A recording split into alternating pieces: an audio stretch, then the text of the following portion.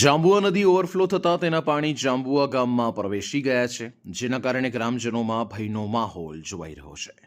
આ દરમિયાન નદીના પાણી તેજ પ્રવાહમાં 2 લોકો ટેન્કરમાં ફસાયા હતા. જોકે સદનસીબે ફાયર બ્રિગેડની ટીમે તાત્કાલિક કાર્યવાહી હાથ ધરીને બંનેનું સફળતાપૂર્વક રેસ્ક્યુ કર્યું હતું. જ્યારે ગામની ચારે બાજુ પાણી ફરી વળ્યા હોવાથી સ્થાનિક લોકો મુશ્કેલીમાં મુકાયા છે. વડોદરા જિલ્લામાં ભારે વરસાદના કારણે ઢાઢર સહિતની અનેક નદીઓ ચિંતાજનક સપાટી વટાવી રહી છે, અને જેના પરિણામે નીચાણવાળા વિસ્તારોમાં પૂર જેવી પરિસ્થિતિનું નિર્માણ થઈ રહ્યું છે. ખાસ કરીને જાંબુઆ નદી ઓવરફ્લો થતાં તેના પાણી જાંબુઆ ગામમાં પ્રવેશી ગયા છે, જેના કારણે ગ્રામજનોમાં ભયનો માહોલ જોવાઈ રહ્યો છે.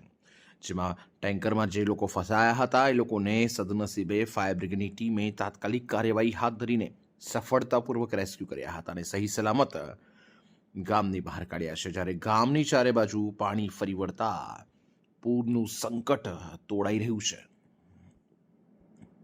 नाम है और आप जब आपको पता ना नदी में पानी भरा है तो कैसे आप फंसे, क्या कहना चाहिए?